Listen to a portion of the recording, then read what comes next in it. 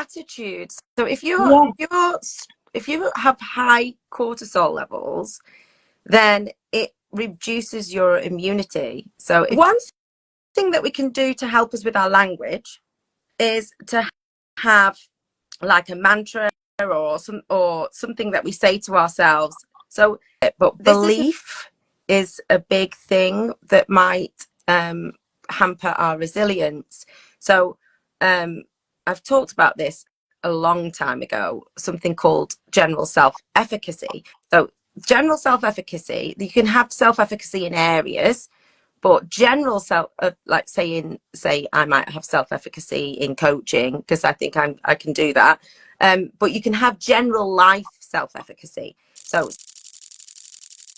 yeah, body language is really important, but body language is much harder to control the subtleties of it. So if you get a hold of the language around yourself, by reframing, but also like that, just your small talk as well. You know, we mentioned this before. Like as I said, like I went out to the post office one day and it was raining, and she said, "Jesus, it's miserable, isn't it?" And she's like, she just said it's miserable. So that's effectively saying every single thing is miserable, not just the weather. And like, you know, I said this before, living in Ireland or England, it's raining all the time. If you hate rain, you're going to be depressed all the time, which I used to be. But now I start to just say I love the sound of rain. It's refreshing. It's not miserable. It's just, it's cleansing us kind of energy. And that will make me think differently when I hear the rain outside, instead of going, oh my God, it's so miserable. And yes, stop talking negatively. Especially in Ireland, I said this before, we're always talking about negative stuff. Talk about the sunshine and talk about the happy things in your life. Yeah. You know, I'm like, even being around negative energy is detrimental to your physical well-being. You know what I mean? Even if you overhear a negative conversation, that can actually affect your energy. You know, and just close your ears if you can. Like, you know, and that's why even in environments, people gossiping all the time in work situations. I used to work in factories, and I remember the first time I went into a factory, a lot of men around. And I was like, oh, thank God now there'll be less bitching going on since all men. I was wrong. They're just as fucking bad, if not worse. You can't run away with judgment in these different things. It's just different things that get them that they'll moan about. But this is the thing, I've had to walk away from so many people in my physical reality just because of how they speak. You know, and people always talking about how they're so poor, or how, you know, negative energy around money, and it's like you're bringing more of that into your life. The more you speak negatively about your health, you're bringing more ill health into your life. If, like, you know, speaking of this, I know we mentioned this last week. I don't think people realise how powerful the placebo effect is. Yeah, like these two people in the cash register one and the customer in front of me, both talking about the flu. I can't shake it, I'm after taking everything and I still have it, I can't shake it. That's because you're talking about it all the fucking time, saying you can't fucking shake it. If you say to yourself, I had a sickness, but I am healing and my body is getting stronger, you're going to shake it quicker. You know, and I used to be like this as well. You're going to get, if you get the sniffles and you're like, oh my God, I'm going to get the flu, you'll be in bed for 3 days. But now if I get the sniffles, I'll take an Lemsip and I'll be like, I'll be healed in 10 seconds. And I'll be healed in 10 seconds. Well, you know, in an hour or so. But you get me. You speak health into your body. I find that I don't seem to get colds and stuff like that. And if I do, because of your mindset. Short. Yeah, it's really short. They don't last very long. Everyone's getting sick around me, and I was like, yeah, I'm fine. Like, the only thing we're getting these days is essential flu. Essential flu only lasts 24 hours, and that's because our body is purging out stuff around our throat chakra. Do you know what I mean? Because when we're in a healthy mindset, we can't get sick. We're just, you know, because our bodies are natural healers. Gratitude. So if you have high cortisol levels, then it reduces your immunity. So if you're somebody who gets ill easily, or when you do get ill, you stay ill for a long time, and even if you're like, you get ill and you're like, oh, this is going to last for ages, that's causing yourself stress. Like, that is giving you cortisol, which will lower your immunity, and it will take longer, won't it? Yeah, fear and stress are the reason you're sick for longer. You have to picture your body in a healthy state. Picture it healed, and you will be healed. You know, it works that way. Like, it was the first time I twisted my ankle, I was in an awful state. You know what I mean? I had crutches and everything. I needed things to be done for me. Whereas the second time I twisted it, I was like, I cannot be in pain here. And I went and I iced it and I put it up, I elevated, I did all the right things and I pictured it healthy. Overnight, I was able to walk on it. I was still minding it for a couple of weeks afterwards, but I was able to walk the next day. That's how quick I was able to heal, because I changed from going, shit, this is the end of the world, to no, I can fix it. Yeah. Well, I actually hurt my knee in karate on Monday. And so I've always had a bit of a dodgy knee.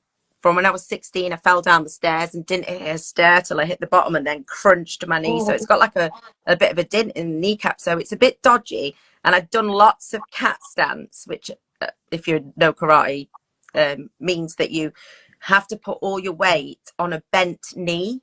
So your knee's bent, but you kind of got all of your weight on that leg that is bent, so it's so on my bad knee, and after 40 minutes of doing a kata with lots of cat stands, and then fighting for 20 minutes afterwards, my knee was not in a good place. It was fine until I walked out, and then I stepped down on the step, and then it was just awful. I was limping, and I was just like, I first got that thought, oh no, like I'm not going to be able to do my grading, I'm not going to be able to, and then I was like, no, what doesn't kill you makes you stronger. Just need to give it a bit of time to heal, and it's going to be stronger than it was. It's good. My body's going to know it needs to build that stronger. And I had a positive mindset about it, and it has got loads better. I keep getting the odd twinge, but I'm definitely going to be able to be back at training next week. So, whereas if I'd gone, oh no, that's it, it's over, and this and that and the other, and put myself on crutches, or then it gets worse. I also do think that if you don't use it, you lose it. Sometimes that we can over rest things, like your body heals. It's like with my son broke his hand, and they took the cast off because he was supposed to be going to the Europeans. They took the cast off early and said for it to heal properly and strongly, for him to be able to train and to perform, that the cast would prevent that from happening, because everything else is being kept still. So everything else is deteriorating around it while that's healing. So you've just got to kind of be careful with it. And he was fine, So sometimes we can over comfort again something, and actually when it's to its detriment, you could still try and put weight on things. We should still try, not if it's massively painful, and not against health professionals' advice, but we should still try and use it, because if you don't use it, you lose it. In fact, my mum, she's had this flu thing that's going around, and she's really aware of how your body can deteriorate, because she's gone through long periods of not being able to move much because she's got bad lungs. And she was like, I'm not well, I'm still not well, I'm better, but I'm still not well. She said, but I'm forcing myself to go out for a walk down the promenade, because if I don't, my muscles will start to waste away, because I've been in the house for a week, and it's going to hamper my progress. Yeah, so, but nature heals you anyway, and the fresh air heals you. Like, sometimes from being in the house all week, if it's raining, I start to get a little bit short of breath, and that's because I'm not getting fresh air. I go for a walk in the forest then, and I'm right, it's raining again. Do you know what I mean? Yeah. You have to get that fresh air into your lungs. You've got oxygen, and that actually helps heal the body as well. So, getting out in nature is a great way to heal yourself. So, one thing that we can do to help us with our language is to have like a mantra or something that we say to ourselves.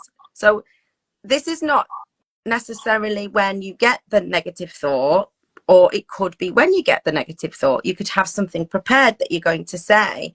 So things like, I can handle whatever comes my way, or I've overcome bigger challenges before, things like that.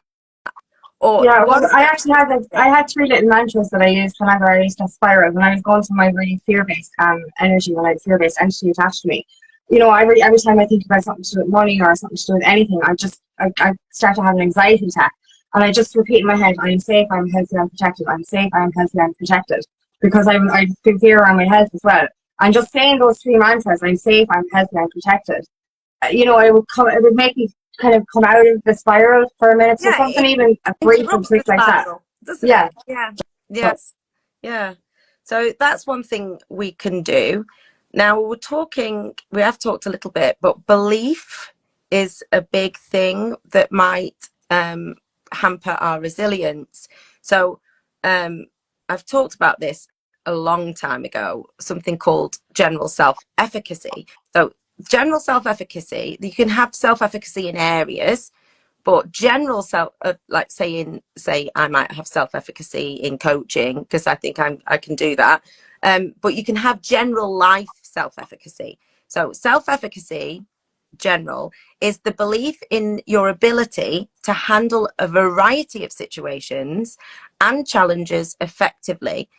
It's your confidence in your own skill set and problem solving and ability to achieve goals even when things get difficult. So people who have high self-efficacy, general self-efficacy, will push through for longer than other people do. So some people might hit a challenge and go, oh, I give up. That's somebody who hasn't got hardly any self-efficacy. Other people might push through for a little while because they're like, I might not have it yet, but I'm going to get there. And then they might get many challenges and then give up. The most successful people, and probably the richest people, if they've self-made, people with massive businesses, will have high self-efficacy. They will push through even when it looks like they're failing, when they're not going to where they can't see the light at the end of the tunnel. They'll still keep putting one foot in front of the other. So self-efficacy is a really important thing to be building. So a great way to build your self-efficacy is to think back to all the struggles that you've had before and how you have problem solved, what skills you've used, and how you were able to overcome those, so that when you come to a challenge, you can go, look, I got through bigger things than this before.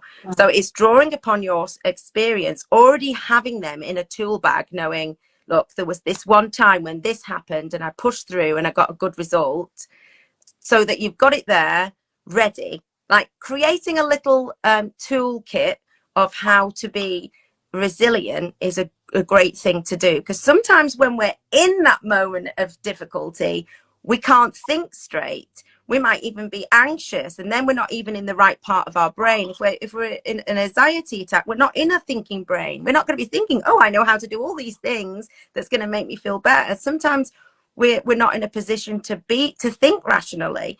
So having already planned these, when I've hit a difficulty, I'm going to remind myself that I got through this challenge, and it might be things like good meditations that you like, or it might be a certain breathwork technique that helps you, or mantras like you were talking about. It's like knowing what you're going to turn to when it gets tough. Yeah.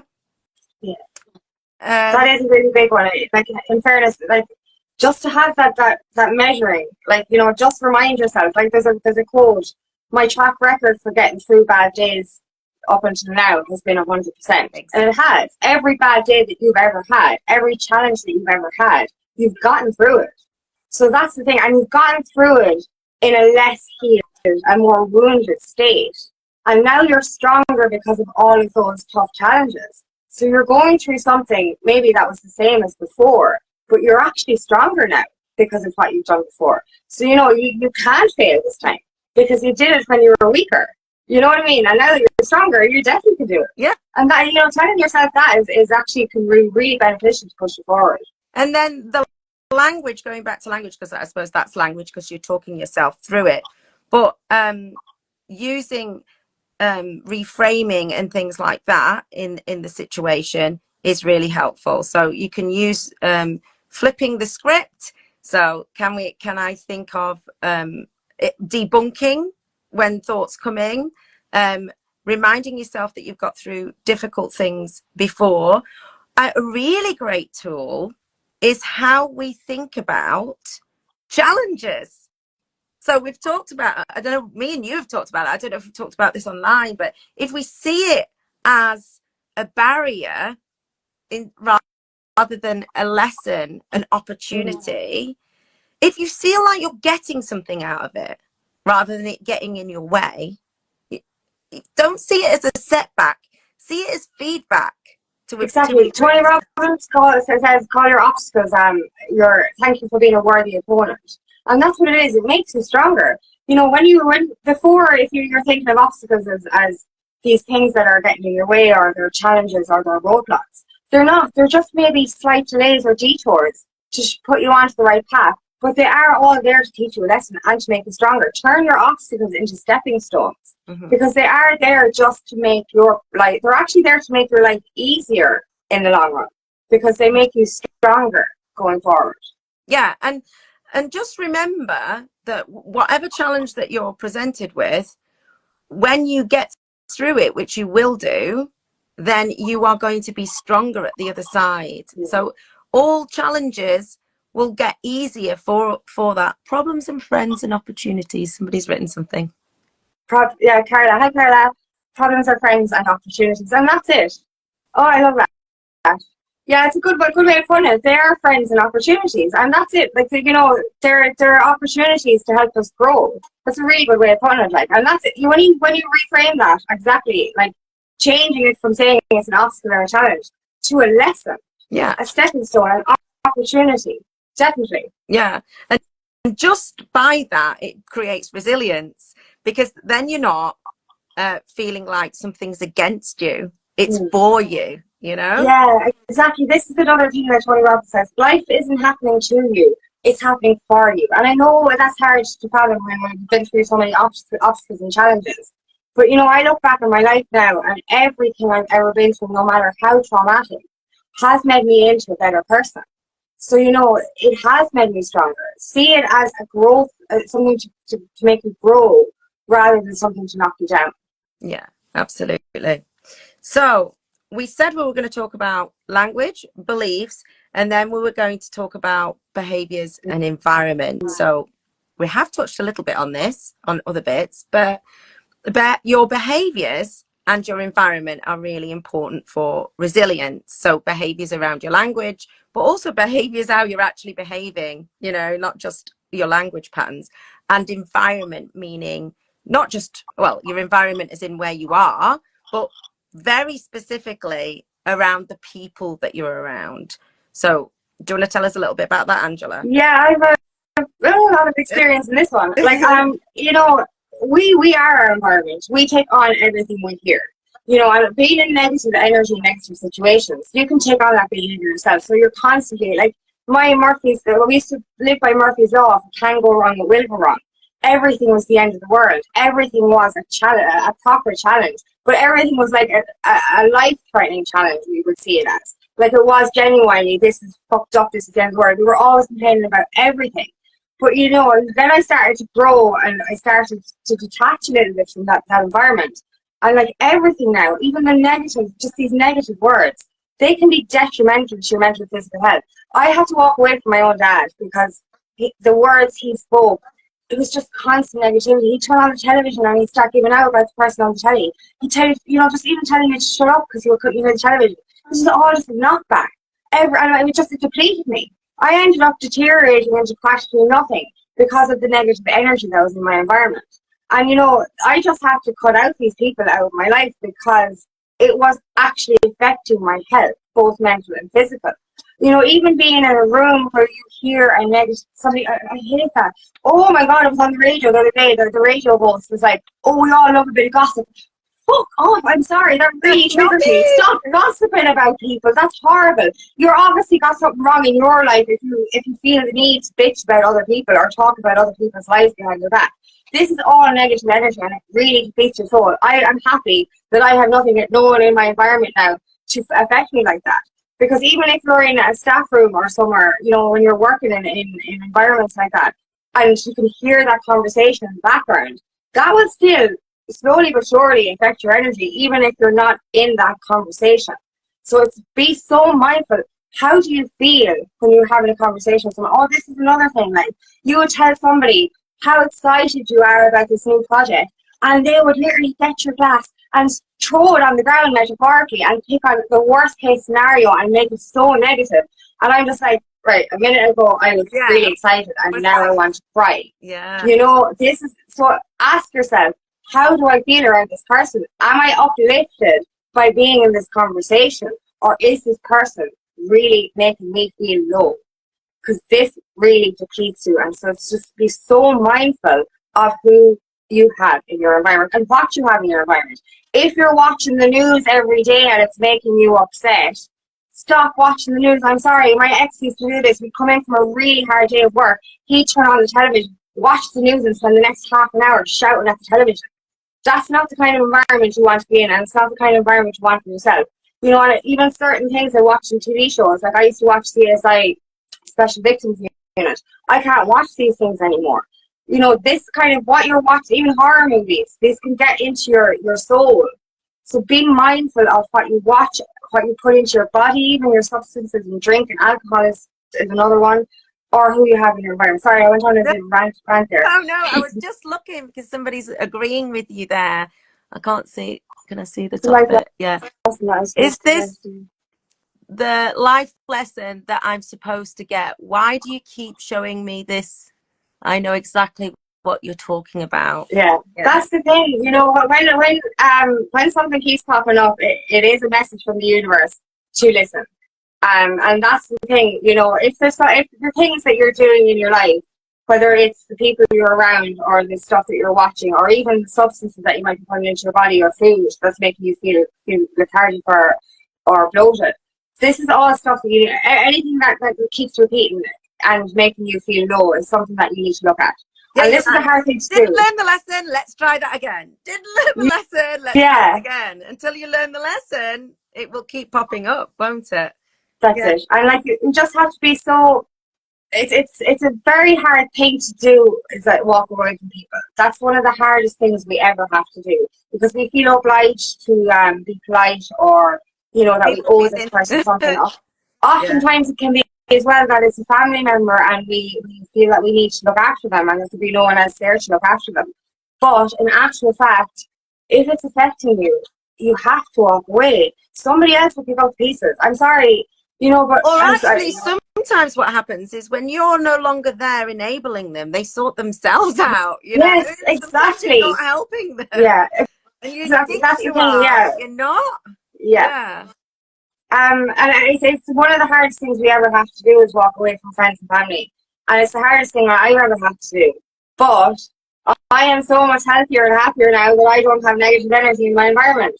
Like, I'm the best version of myself ever. Because that's the thing as well, when we're on this spiritual journey or when we're trying to get our purpose path, you know what I mean? You, as you said, or as I said, like, we have this idea to pursue, and these negative energies, these low vibration energies, keep telling us until we can't do it, plant seeds of doubt in what we're doing, and that brings us back down further.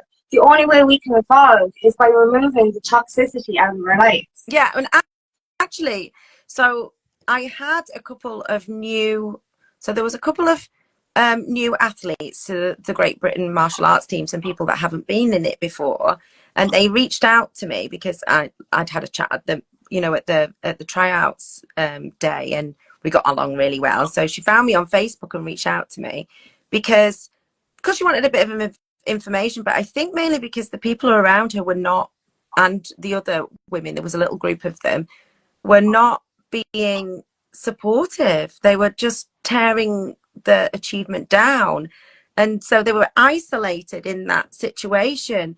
And so she reached out to me, and I was like, oh no, you know, I experienced that as well. I think people thought I'd gone nuts, and you know, sometimes you have to be something before the universe catches up, and you know, you've got to it. And they were like, why can't they just be happy? And I was like, and this is why.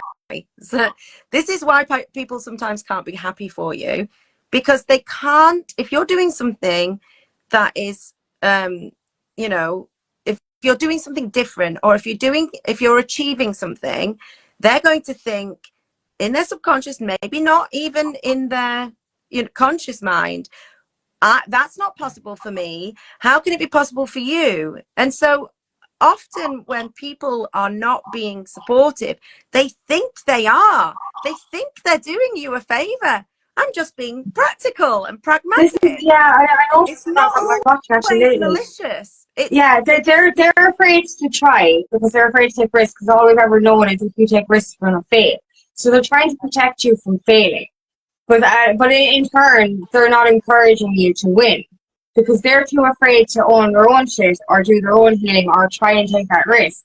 They think they're protecting you. Mm-hmm. But like all what they should be doing is, getting out of your way. Someone's leaving the cave. Come back. It's not safe. Yeah. Yeah. Oh, this caveman mentality. Don't leave. We're going to get killed by a saber-toothed tiger. No, let's all reach for the stars together. And like, if the person doesn't reach for the stars with you or doesn't reach for their own stars, you're going to have to leave them behind, unfortunately. And that's it. Don't tell people your plans. Show them your results. Yeah. Because this is it. People can drag you back down into that 3D reality. People can drag you back down into that low vibration energy. So, and oftentimes on this journey, stop telling these people your plans. Stop sharing your plans with the wrong people because they're only going to give you bad advice. Do the thing, show them the results, show them proof, and then they can come with you then because they're going to actually see that this is possible and they actually might follow you then.